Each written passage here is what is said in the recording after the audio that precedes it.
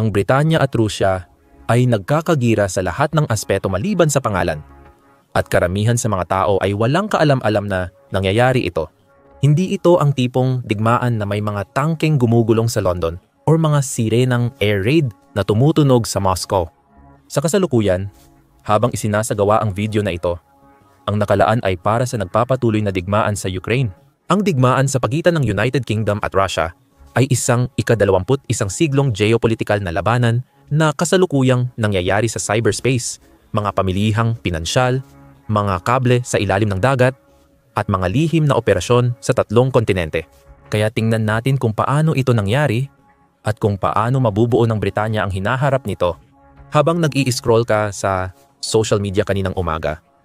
Sinusubukan ng mga Russian hacker na pasukin ang network infrastructure ng Britanya, gaya ng ginagawa nila halos araw-araw, simula pa noong 2022.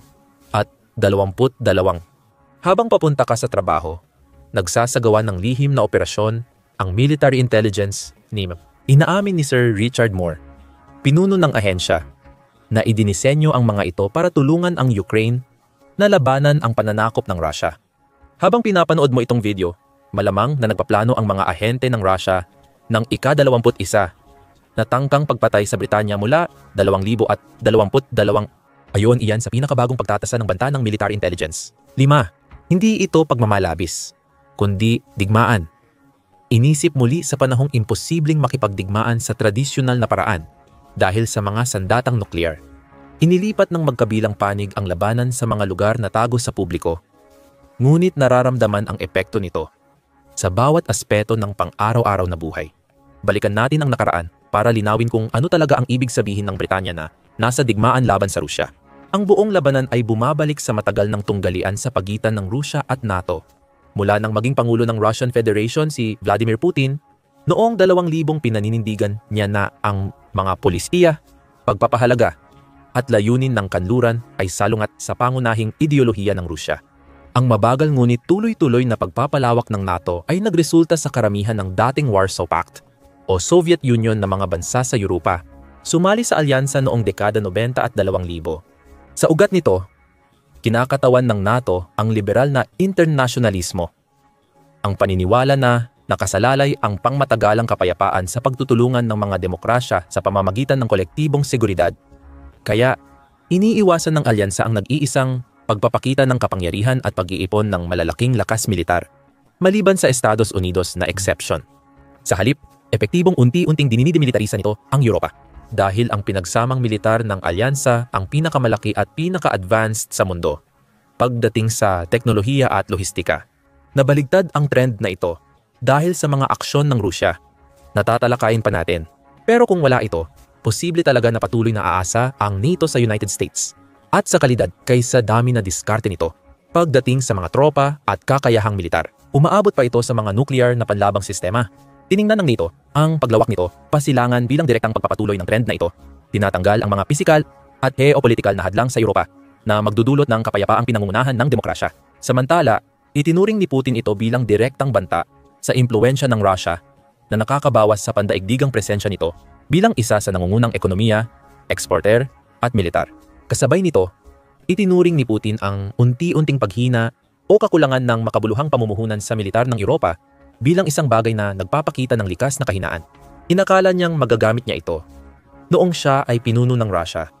Ang tunggalian ng mga interes sa pagitan ng Russia at NATO ay tumagal ng ilang dekada, kung saan ang kanilang relasyon ay pabago-bago mula sa positibo, neutral, hanggang sa muling pagbabalik ng Cold War na nasasaksihan ngayon. Sa huli, nang ang Ukraine ay naging susunod na hakbang sa pagpapalawak ng European Union at NATO, ipinasya ng Russia na labis na iyon para sa kanila.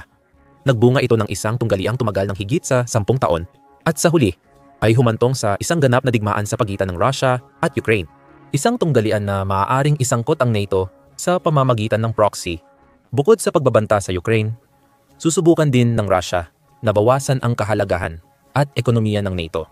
Kaya, imbis na tahasang mission militar na parang pagpapakamatay, bumaling ang Russia sa cyber warfare at geopolitical na pakana.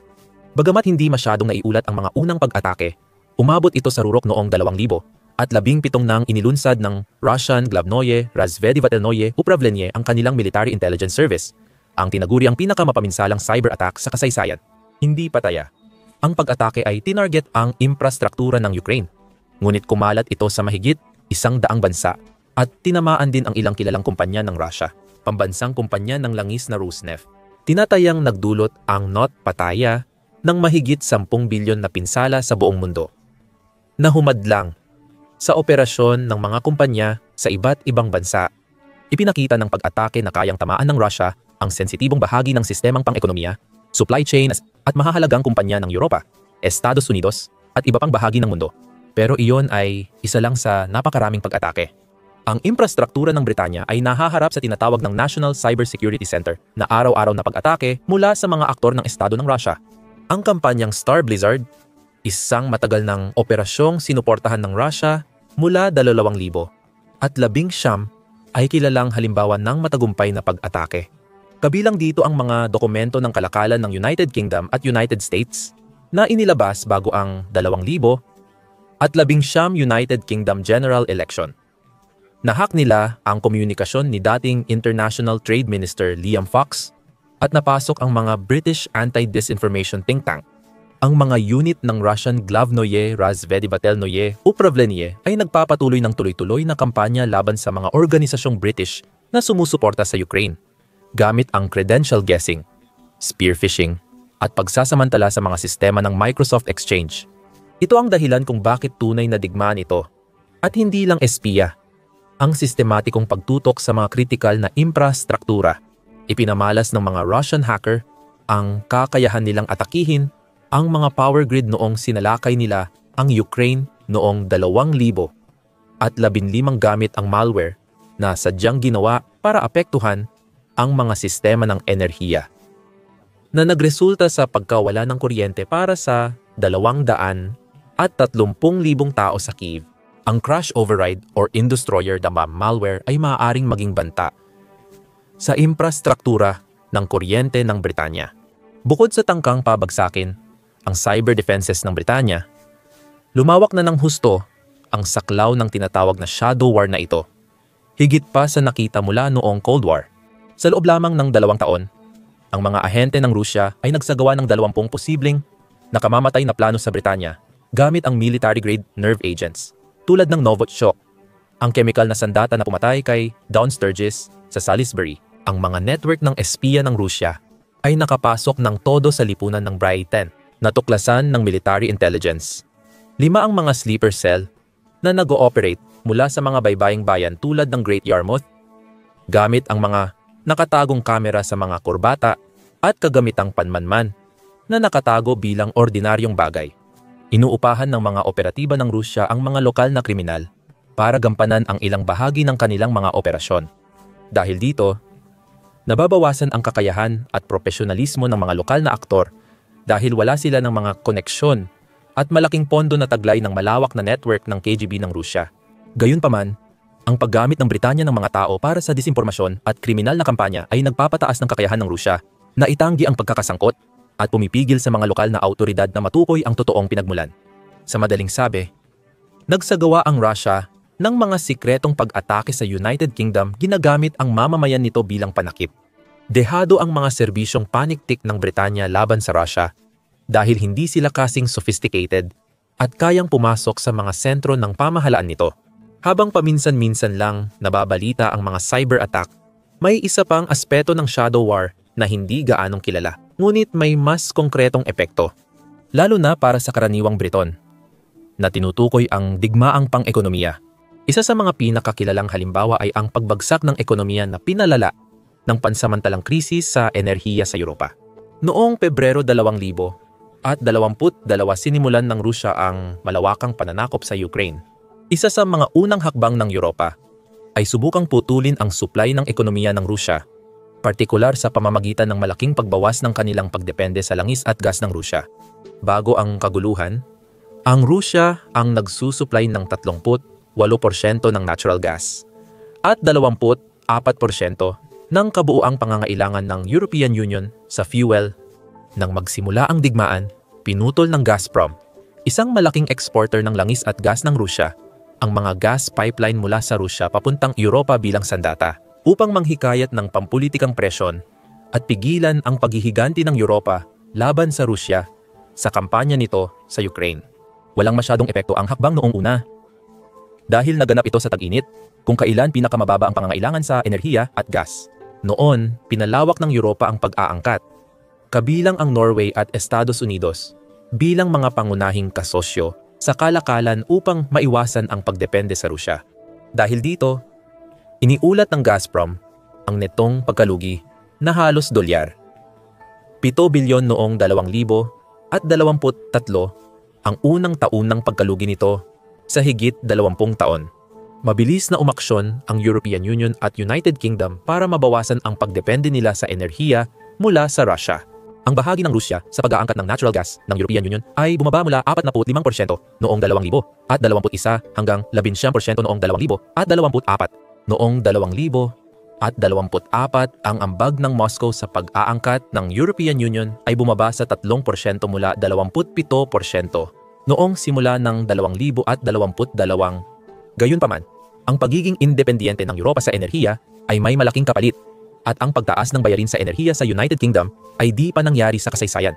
Tumaas ang bayarin sa enerhiya ng mga sambahayan ng 54% noong Abril 2022 at 27% noong Oktubre 2022. Inihayag ng United Kingdom Office for Gas and Electricity Markets (Ofgem) na simula Oktubre 1, 2022 tataas ang bayarin sa enerhiya ng isang typical na consumer na may dual fuel default tariff na nagbabayad sa direct debit mula 1,771 kada taon papuntang 3,549. Ayon sa mga independenteng pagtataya, inaasahang gagastos ang mga nagbabayad ng buwis ng higit sa 5,000 taon-taon para sa enerhiya sa 2023. Ito ay dahil sa pag-angkat ng United Kingdom at Europa ng mahahalagang produktong enerhiya mula sa mas mahal na pamilihan. Sinusubukan din ng Rusya na taasan ang presyo upang mapondohan ang kanilang makina ng digmaan sa gitna ng mga sunod-sunod na kabiguan sa Ukraine. Kaya, biglang tumaas ang halaga ng pamumuhay sa United Kingdom noong unang taon ng digmaan. Naitala ang 11% na taunang antas ng implasyon noong Oktubre 2022, pinakamataas sa loob ng 41 taon. Kahit may mga programang pang-ekonomiyang ipinatupad para unti-unting pababain ang halaga ng enerhiya sa United Kingdom, malamang hindi ito babalik sa antas bago ang digmaan sa susunod na 20 taon. Bilang ganti sa digmaang enerhiya ng Russia laban sa Europa, naglunsad ang United Kingdom ng sariling digmaang pangkalakalan.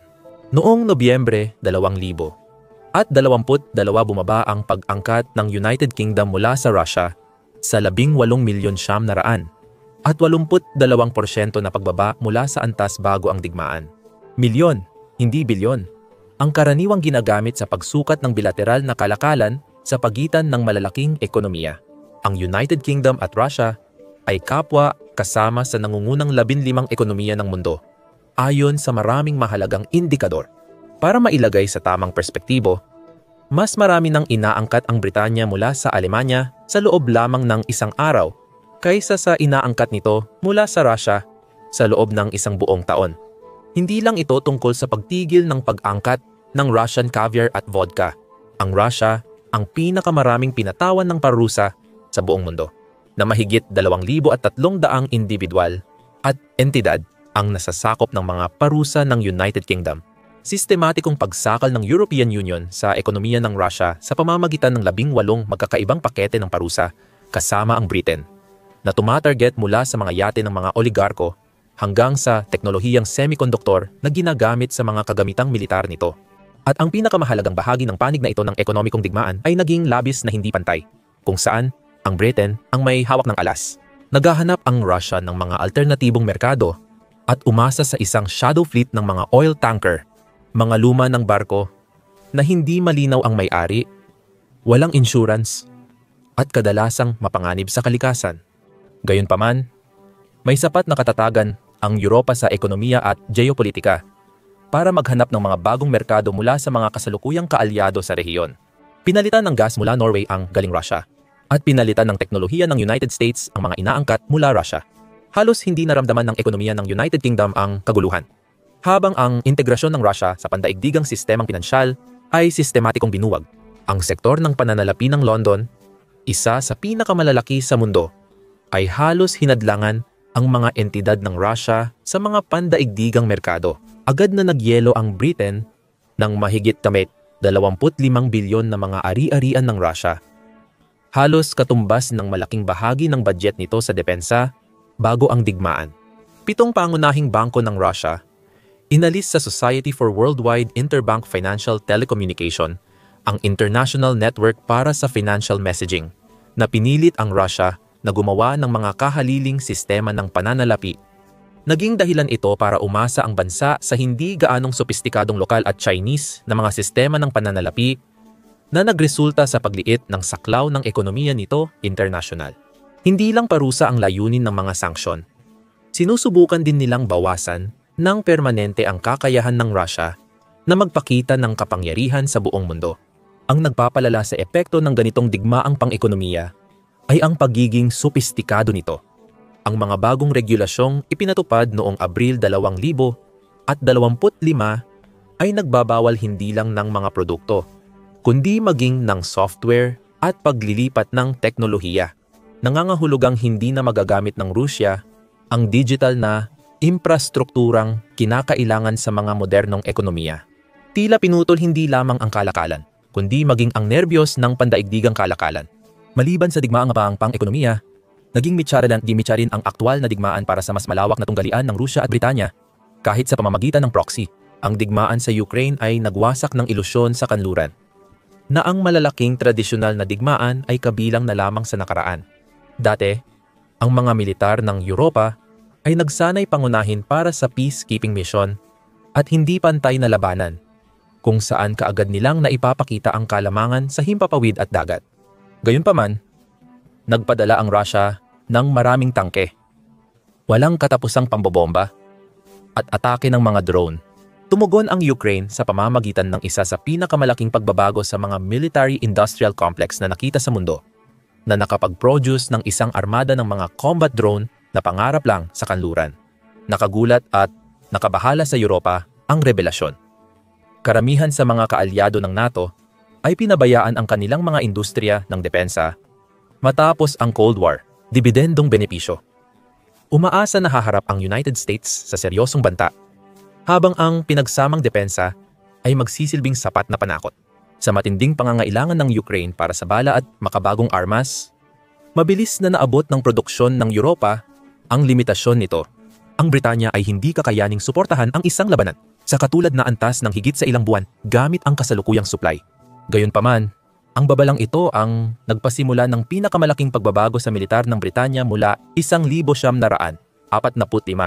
Inanunsyo ni Sekretaryo ng Depensa John Healey ang mga plano na itaas ang paggasta sa depensa sa 2.5% ng gross domestic product, pagsapit ng 2027 at maabot ang 3% sa susunod na parlamento. Ito ay dagdag na 13 bilyon kada taon base sa mga numero ng 2025 na bumubuo sa pinakamalaking pagtaas ng paggasta sa depensa mula noong Cold War. Hindi lang ito patungkol sa pagdadagdag ng tangke at eroplano. Plano ng United Kingdom na bumuo ng ika-6 na henerasyong crude fighter jet na kayang mag-operate kasama ng mga drone para lumikha ng hybrid na puwersa kung saan ang mga pilotong tao ang mamumuno sa mga grupo ng autonomous na sasakyang panghimpapawid. Lalo itong mahalaga dahil sa laganap na paggamit ng drone warfare sa digmaan sa Ukraine, na labis na nagpapababa sa gastos ng pagdevelop at pagdeploy ng mga sandata, kung saan minimal ang panganib sa mga taong operator na kasangkot. Makakakuha ang Royal Navy ng 12 ng bagong nuclear attack submarines, kabilang ang mga autonomous patrol ships na kayang mag-operate ng walang tao ng matagal. Naging laboratorio ng NATO at Britanya ang labanan sa Ukraine para sa susunod na henerasyon ng pakikidigma. Napatunayang epektibo ang mga Storm Shadow cruise missile ng United Kingdom laban sa mga command center ng Russia na nasa likod ng linya ng kalaban. Isang malaking game changer sa mga tumpak at long-range na pag-atake. Ang United Kingdom ay naging mahalaga rin sa pagbibigay, pagbuo, at pagpopondo ng mga prototype na direktang ide-deploy sa frontline upang subukan ang kanilang bisa sa aktual na sitwasyon. Kumpara sa kasalukuyang lakas ng Russia, mas nahaharap ang paglaki ng ambisyon ng militar ng United Kingdom batay sa perspektibo ng relasyon sa pagitan ng mga bansang NATO. Lalo na ang United States at mga Europeyong kasapi. Noong akala ng Europa na tiyak ang suporta ng Amerika laban sa agresyon ng Russia, naging sanhi ng pinakamatinding krisis sa 75 taong kasaysayan ng NATO ang pagbabalik ni Donald Trump sa pagkapangulo.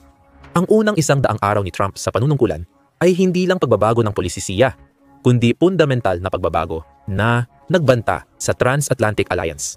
Iminungkahi ng mga tagapayo ni Trump na pilitin ang Moscow at Kiev na makipag-usap sa pamamagitan ng pagtigil ng tulong militar sa Ukraine, maliban na lang kung sasang-ayon ang Kiev na makipagnegosasyon. Kasabay nito, tuluyang inalis sa usapan ang pagiging miyembro ng Ukraine sa NATO.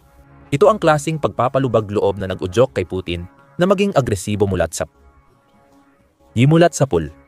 Bumagsak sa napakababang antas ang relasyon ng United States at Ukraine matapos umatras ang United States sa mga usapang pangkapayapaan at sinisi ang Ukraine at Russia sa kabiguang magkaroon ng kasunduan para sa tigil putukan.